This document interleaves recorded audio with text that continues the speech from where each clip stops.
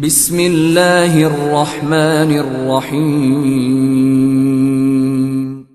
In the name of Allah, the Beneficent, the Merciful. اس کی فضیلت اور اس کے متعلق مسائل سماعت فرما لیں. عن ابن عباس رضی اللہ تعالی عنہما ان رسول اللہ صلی اللہ علیہ وسلم قال.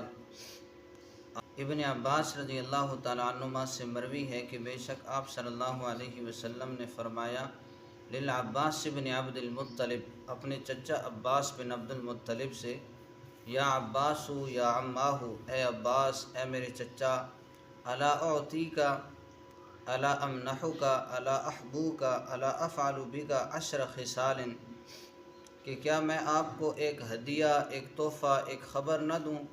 کیا میں آپ کو 10 باتیں نہ بتاؤں؟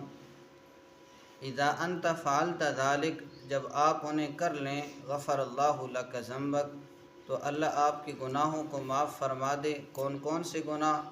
اولہ و آخرہ، جو پہلے کیے جو بعد کے اندر کیے، قدیمہ و حدیثہ، پرانے اور نئے گناہ، خطأہ و عمدہ، جو بھول سے ہو گئے یا جان بوجھ کر کیے، صغیرہ و کبیرہ، چھوٹے گناہ اور بڑے گناہ، سرہ و علانیتہ، جو چھپ کر کیے یا جو اعلانیہ کیے. ان تمام یہ جو 10 قسم کے گناہ ہیں، ان کو اللہ جل شانہ معاف فرما دیں. تو سیدنا عباس رضی اللہ تعالیٰ عنہ نے فرمایا کہ یا رسول اللہ صلی اللہ علیہ وسلم بتائیے کہ وہ کون سا عمل ہے؟ تو آپ صلی اللہ علیہ وسلم نے صلاۃ التسبیح کے متعلق بیان فرمایا کہ آپ ایسی 4 رکعات پڑھیں کہ جن کا طریقہ یہ ہے میں آگے بیان کرتا ہوں. تو پھر اللہ جل شانہ آپ کو یہ 10 قسم کے گناہ معاف فرما دیں گے. اور اس کے بارے میں آپ صلی اللہ علیہ وسلم نے ارشاد فرمایا کہ اگر آپ کی ہمت ہے، آپ کی استطاعت ہے، تو آپ ہر دن میں 1 مرتبہ پڑھیں. لیکن اگر ہر روز آپ نہیں پڑھ سکتے تو پھر آپ ہر ہفتے 1 مرتبہ پڑھ لیں. اور اگر اتنی بھی استطاعت نہیں ہے کہ 1 ہفتے میں پڑھی جائے تو پھر آپ 1 مہینے کے اندر پڑھ لیا کریں. اگر اتنی بھی استطاعت نہیں ہے تو ہر سال 1 مرتبہ پڑھ لیا کریں. اگر اتنی بھی استطاعت نہیں ہے تو زندگی میں کم از کم 1 مرتبہ آپ پڑھ لیں. تو لہٰذا یہ صلاۃ التسبیح کی نماز ہے، یہ اس کی فضیلت ہے. پڑھنی کس طرح ہے؟ سب سے پہلے بندہ 4 رکعت نماز کی نیت باندھے گا. اور یہ جو 4 رکعت ہیں یہ ان اوقات میں پڑھنی ہے کہ جن اوقات کے اندر بندہ نفل پڑھ سکتا ہے. لہٰذا 4 رکعت کی نیت باندھے گا. پہلے سبحانک اللہم ثنا پڑھے گا. اس کے بعد ایک طریقہ یہ ہے کہ ثنا کے بعد 15 مرتبہ تیسرے کلمے کا پہلا حصہ سبحان اللہ والحمد للہ ولا الہ الا اللہ واللہ اکبر 15 مرتبہ یہ پڑھ لے.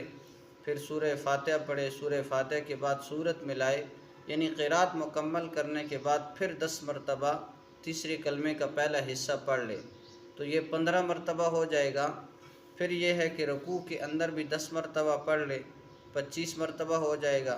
پھر رکوع سے کھڑے ہو کر قومہ کے اندر 10 مرتبہ پڑھ لے تو یہ 45 مرتبہ ہو جائے گا. اور پھر پہلے سجدے کے اندر 10 مرتبہ پڑھ لے تو یہ 55 مرتبہ ہو جائے گا. پھر 2 سجدوں کے درمیان جو بیٹھا جاتا ہے جسے جلسہ کہا جاتا ہے اس میں 10 مرتبہ پڑھے گا تو یہ 65 مرتبہ ہو جائیں گے. پھر دوسرے سجدے کے اندر 10 مرتبہ پڑھے گا تو یہ 75 مرتبہ تعداد 1 رکعت کے اندر مکمل کرنی ہے. 4 رکعات کے اندر 300 مرتبہ یہ کلمے کا پہلا حصہ پڑھنا ہے. اب اسی طرح جو تیسرا کلمہ پڑھنا ہے رکوع اور سجدے کے اندر، تو رکوع اور سجدے کی تسبیح پہلے پڑھ لینی ہے، اس کے بعد کلمہ شروع کرنا ہے. سبحان ربی العظیم رکوع کے اندر پڑھ لے، اس کے بعد اپنا یہ کلمہ شروع کرے. اسی طرح سجدے کے اندر 3 مرتبہ سبحان ربی الاعلیٰ پڑھ لے، اس کے بعد 10 مرتبہ سبحان اللہ والحمد للہ ولا الہ الا اللہ واللہ اکبر تک پڑھ لے. ایک یہ طریقہ ہے، یہ جامع ترمذی کے اندر موجود ہے. اور ایک طریقہ ہے جو کہ سنن ابی داود کے اندر ہے. وہ طریقہ یوں ہے کہ پہلے ثنا پڑھے، سورہ فاتحہ پڑھے، اپنی سورت پڑھ لے، قرات مکمل کرنے کے بعد 15 مرتبہ سبحان اللہ والحمد للہ ولا الہ الا اللہ واللہ اکبر پڑھے تو یہ 15 مرتبہ ہو جائے گا. پھر رکوع کے اندر 10 مرتبہ پڑھے تو یہ 25 مرتبہ ہو جائے گا۔ پھر قومے کے اندر 10 مرتبہ، یہ 35 مرتبہ ہو جائے گا۔ پھر پہلے سجدے کے اندر 10 مرتبہ پڑے گا، یہ 45 ہو جائیں گے۔ پھر دو سجدوں کے درمیان جو بیٹھا جاتا ہے جلسے کے اندر 10 مرتبہ پڑے گا تو یہ 55 مرتبہ ہو جائے گا۔ پھر دوسرے سجدے کے اندر 10 مرتبہ پڑے گا، یہ 65 مرتبہ ہو جائے گا۔ پھر دوسرے سجدے کے بعد بھی بیٹھ جائے اور بیٹھ کر 10 مرتبہ یہ تسبیح پڑھ لے، سبحان اللہ والحمد للہ ولا الہ الا اللہ واللہ اکبر، تو یہ 75 مرتبہ ہو جائے گا۔ جو طریقہ جس کو آسان لگے اسی کے مطابق چلتا جائے، اس لیے کہ دونوں حدیث سے ثابت ہیں۔ بہرحال اس بات کا خیال رکھنا ہے کہ ہر رکعت کے اندر 75 مرتبہ یہ تسبیح مکمل کرنی ہے، 4 رکعت کے اندر یہ 300 مرتبہ تسبیح ہو جائے گی۔